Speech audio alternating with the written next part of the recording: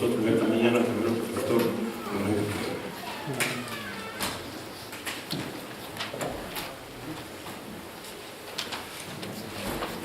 Hermanos, en esta mañana retomamos nuestra serie sobre la vida de Jesús que iniciamos ya hace algunos meses, y precisamente hoy tenemos también el privilegio de observar la ordenanza de la Santa Cena, en la cual recordamos el sacrificio de Jesucristo, que también participamos de dos elementos que nos recuerdan ese sacrificio: el pan, que representa el cuerpo de Cristo ofrecido en la cruz por nuestros pecados, y el vino, su preciosa sangre derramada a favor nuestro. Tanto el pan como el vino nos hablan del sacrificio de Cristo, y por eso el pueblo de Dios recuerda cada vez que celebramos la cena que Cristo murió por nosotros. Y hoy quiero hablar acerca del pan del cielo, el pan del cielo, el pan que satisface el alma, el pan que da vida eterna, nuestro Señor Jesucristo. Vamos a orar. Padre, gracias por la oportunidad de usar este lugar para traer tu palabra. En este momento estamos reconociendo nuestra incapacidad humana, Señor, y pedimos que tú nos auxilies con tu Espíritu, que seas tú quien hables a través de nuestra boca, y que podamos exponer con toda claridad el mensaje de la Biblia. Señor, en esta hora, si hay alguna persona que aún no conoce a Jesucristo como su Salvador, y Señor, que sea una oportunidad para entregar su vida a ti, Señor. En el nombre de Jesús te lo pedimos. Amén.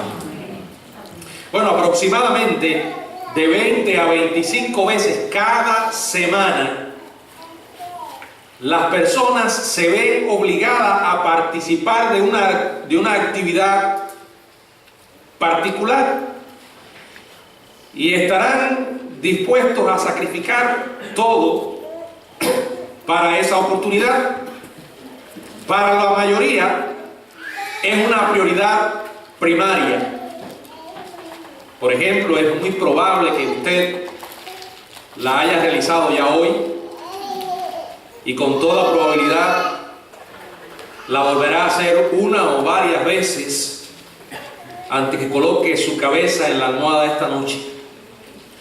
Lo hacemos a solas, pero preferimos hacerlo en compañía. Incluimos esta actividad en cada ocasión festiva que planeamos, y los bautistas somos muy buenos en ella, y a veces constituye la ocasión festiva. Bueno, a estas alturas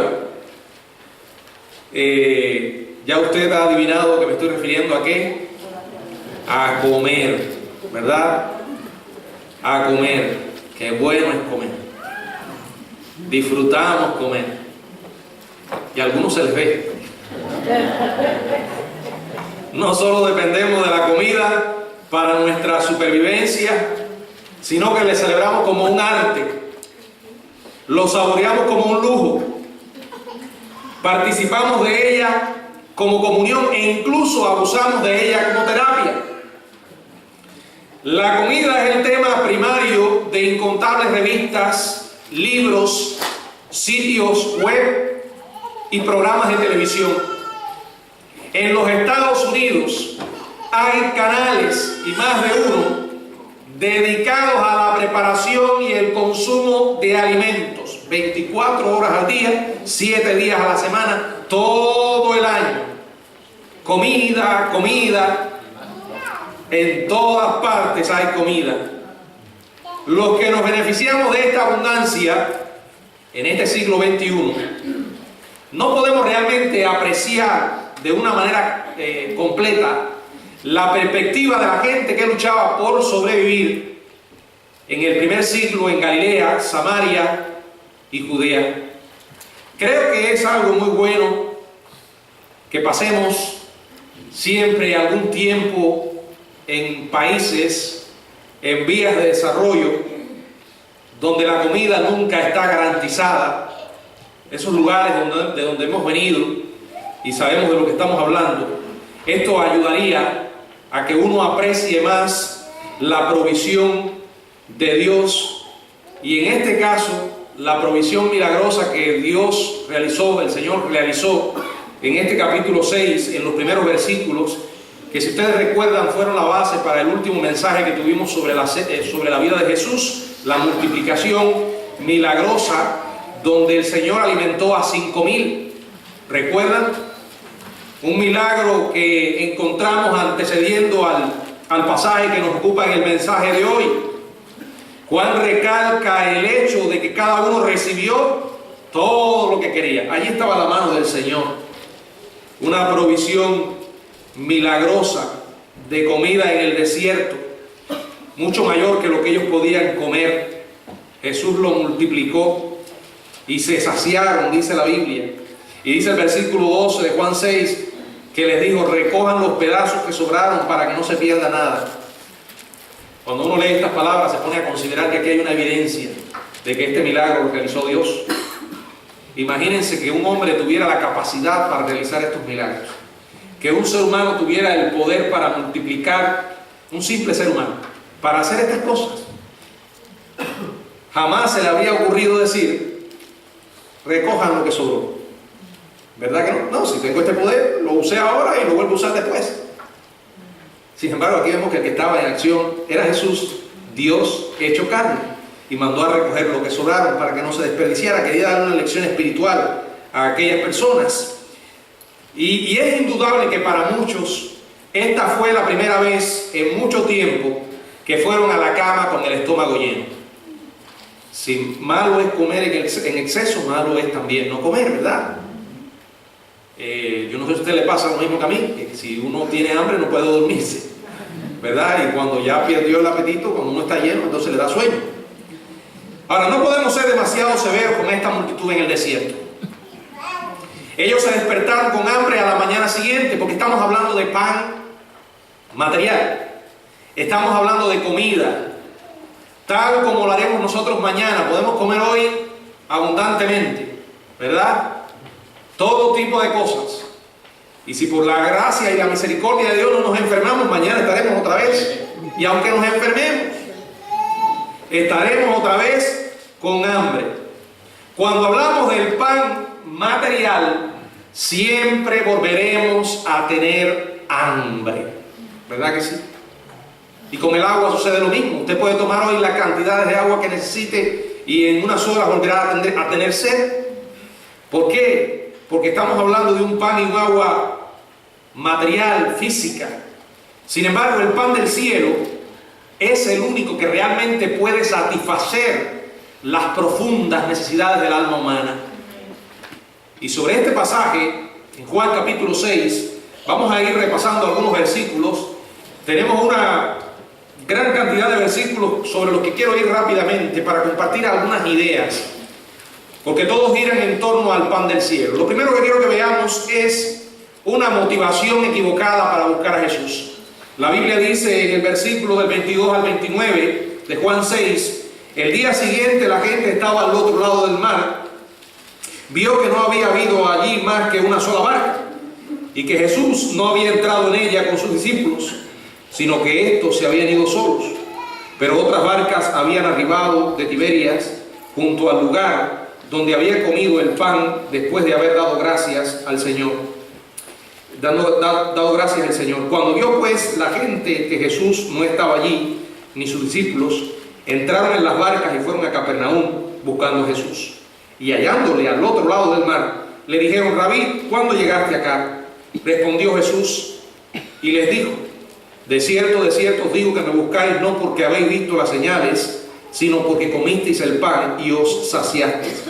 Trabajad no por la comida que perece, sino por la comida que a vida eterna permanece, la cual el Hijo del Hombre os dará, porque a este señaló Dios el Padre. Entonces le dijeron: ¿qué debemos hacer para poner en práctica las obras de Dios? Respondió Jesús y les dijo: esta es la obra de Dios, que creáis en el que Él ha enviado.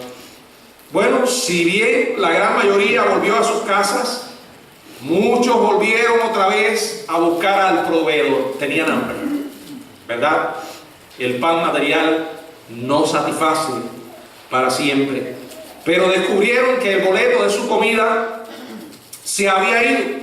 Así que dice la palabra que ellos se embarcaron en los barcos que estaban allí. Y es interesante el punto de Jesús acerca del motivo por el cual le estaban buscando. En el verso 26 dijo: de cierto os digo, que me buscáis, no porque habéis visto las señales, sino porque comisteis el pan y os saciasteis. La realidad es que el hombre busca a Dios, busca a Jesús con diferentes motivaciones. También es una realidad de que Dios usa esas motivaciones para revelarse a los perdidos, aun cuando estén equivocadamente enfocados, ¿verdad? El deseo que ellos tenían era el deseo superficial por comida, en vez de la comprensión del verdadero significado de su persona y de su misión. La palabra del Señor nos dice en Marcos capítulo 6, verso 52, donde leemos: porque aún no habían entendido lo de los panes, por cuanto estaban endurecidos sus corazones. La luz que Dios le había dado, ellos la habían rechazado. Y luz que es dada y rechazada es luz negada por Dios después. Aquí hace Jesús un contraste. La comida física, ¿con qué? Con la comida espiritual. Hay comida física, hay comida espiritual. La realidad es que ambas son ¿qué? Necesarias. Son dos necesidades humanas legítimas. Sin embargo, hay algo que no podemos obviar, y es que nuestra naturaleza caída, nuestra naturaleza depravada, anhela la una a exclusión de la otra. ¿Cuál? Anhela la comida material, excluyendo la comida espiritual. Dolorosamente, mucha gente hoy en día vive solo para el pan material y en nada se ocupan de las cosas espirituales, olvidando las palabras sabias y verdaderas de Jesús cuando dijo: no solo de pan vivirá el hombre, mas de toda palabra que sale de la boca de Dios. En realidad ahí estaba presentando los dos tipos de comida. La comida que perece representa todas las cosas que legítimamente satisfacen los deseos corporales. No solamente se refiere al pan, a la comida material, a la nutrición. También hay otras necesidades que pueden ser clasificadas como comida que perece: vestido, techo, medicina, relaciones sexuales, ejercicio, descanso. Y repito, no son cosas malas. El problema es que nuestra naturaleza caída anhela solo esto a exclusión de lo otro, de la parte espiritual. Ahora, la comida espiritual, sin embargo, representa las necesidades del alma humana, que solo pueden ser sustentadas por su hacedor. Jesús le presentó a la multitud el reto de no trabajar por la comida que perece y dedicarse con igual pasión a saciar el hambre de sus almas. Sin embargo, ellos erraron, no comprendieron lo que el Señor les estaba hablando.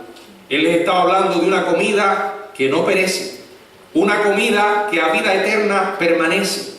Y esa comida solo viene a través de una persona: el Señor Jesucristo. Su sacrificio, su gloriosa resurrección, el evangelio que hemos creído. Sin embargo, ellos erraron.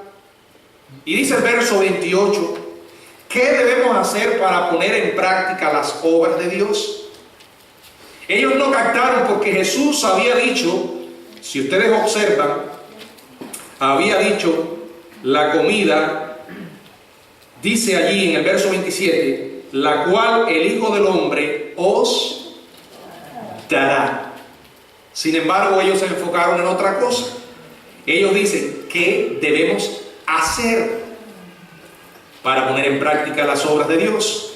O sea, ellos acentuaron las obras. El hombre siempre está pensando en hacer. le resulta difícil creer. O yo diría, no es tanto el problema del hombre creer como obedecer, pero en realidad el hombre siempre ha pensado que el cielo se trata de lo bueno que seamos capaces de hacer nosotros. El hombre perdido siempre está intentando hacer.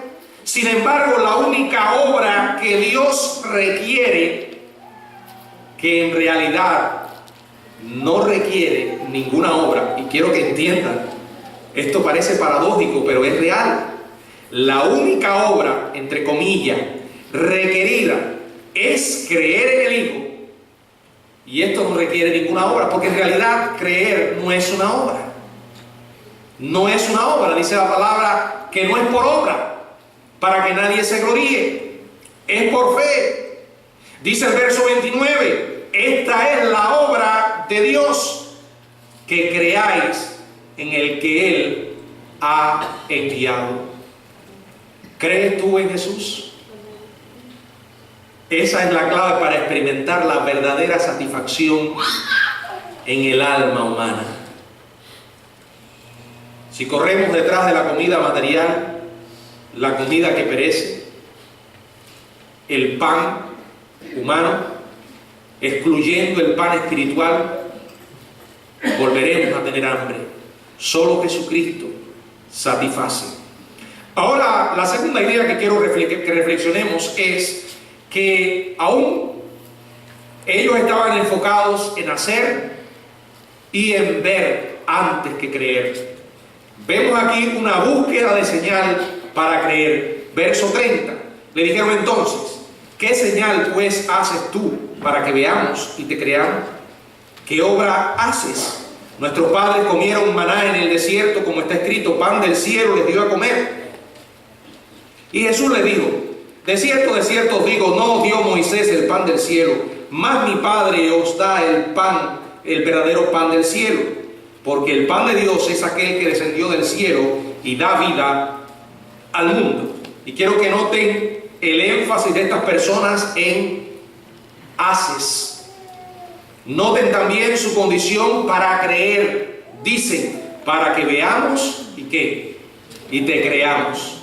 Y ahí está la conocida frase, ver para creer. Y la experiencia humana confirma, y la misma palabra de Dios, que ni aún viendo están dispuestos a creer. Es un engaño, una mentira. Su creencia en el desierto no fue menos temporal y terrenal que su hambre. Tan pronto como la imagen de la señal de Jesús se borró de sus córneas, su necesidad regresó. Él les corrige recordando la historia del pueblo hebreo en el desierto y aclarándole que no fue Moisés el que proveyó, sino Dios. Los antiguos hebreos recibieron el maná, el pan del cielo, como le llamaban, pero en realidad era un pan que no llegaría a satisfacerles, porque volverían a necesitarlo. Sin embargo, ahora Jesús habla del pan del cielo. Está hablando de su propia persona, al Padre como el proveedor del pan celestial. Como dice la palabra, de cierto os digo, no os dio Moisés el pan del cielo, mas mi Padre os da el verdadero pan del cielo. Porque el pan del cielo es aquel que descendió del cielo, el pan de Dios es aquel que descendió del cielo y da vida al mundo. En otras palabras, estaba presentándose él mismo. El pan del cielo es Jesús. Él vino a dar vida y vida espiritual al hombre. ¿Por qué el ser humano vive con tanta insatisfacción? ¿Saben por qué? Porque espiritualmente está muerto. Porque ha intentado llenar ese vacío de maneras equivocadas. Y entonces volverá a tener hambre. Ahora, cuando Jesús declara que Él es el pan del cielo y habla del pan del cielo, lo tercero que vemos en este pasaje es una confusión real. Versos del 34 hasta el 40. Dice, Señor, danos siempre este pan. Jesús le dijo, yo soy el pan de vida. El que a mí viene nunca tendrá hambre, y el que en mí cree no tendrá sed jamás. Mas os he dicho que aunque me habéis visto, no creéis.